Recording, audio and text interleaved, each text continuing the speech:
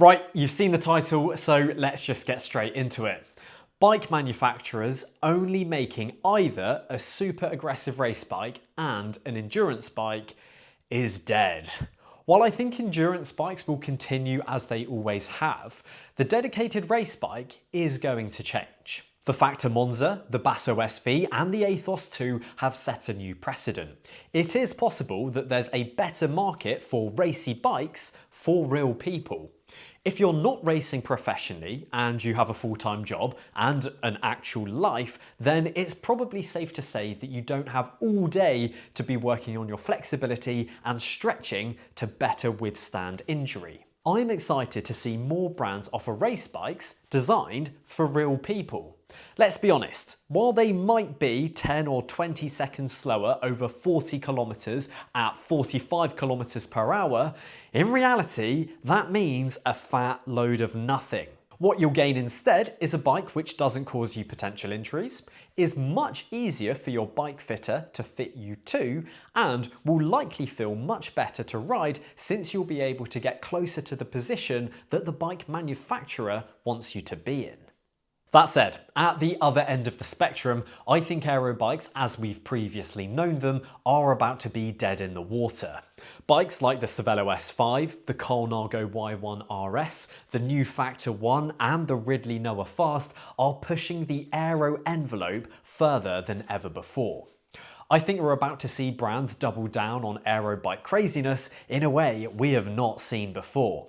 The Trekmadone Isoflow Hole was just the tip of the iceberg. I think we're about to see some truly wacky designs. There's an argument to say that it could turn into a marketing arms race with bikes being launched purely to capture eyeballs and then allow those brands to sell more of their more appropriate stock to the punters. But either way, keep your eyes peeled for the unexpected and downright ridiculous. One tech trend that I am happy to see move on is components that are simply oversized.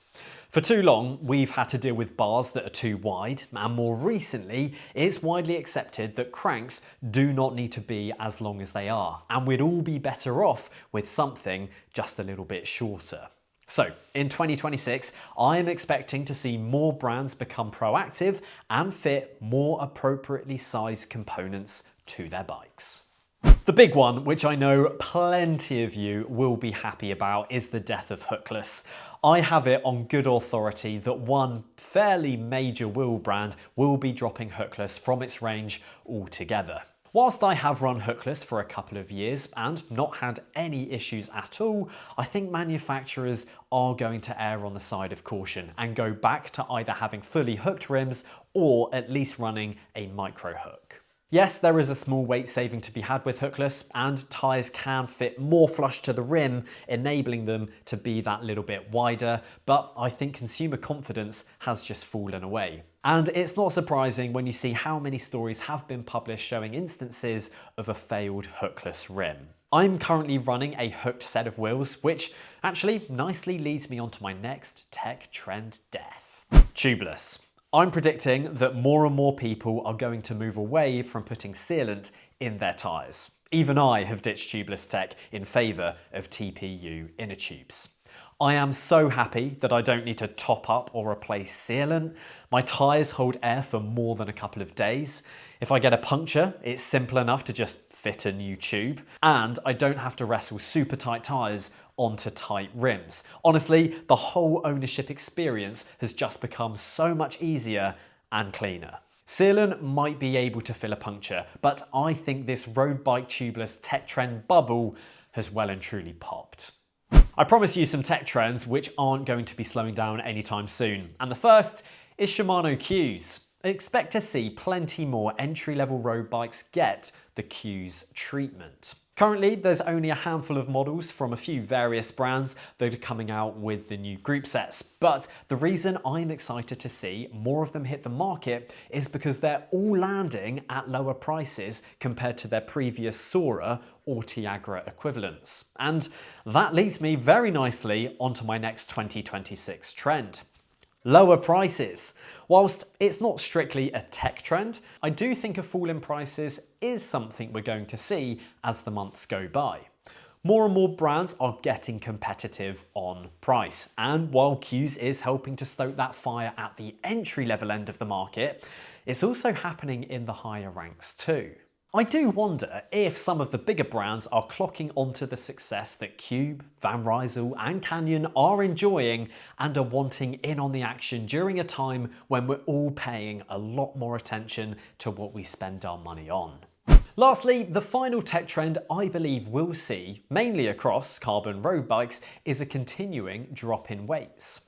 For a long time, manufacturers were so focused on aero performance, disc brakes and electric gears, meaning weight took a bit of a back seat. But now that those technologies have been around for a while, I think we'll continue to enjoy a resurgence of the lightweight bicycle. It has been clearly well proven by Cervelo that you can have a bike with electronic gears and disc brakes at a sub 6 kilo weight. So my hope is that these lower weights trickle down to the more affordable bikes too.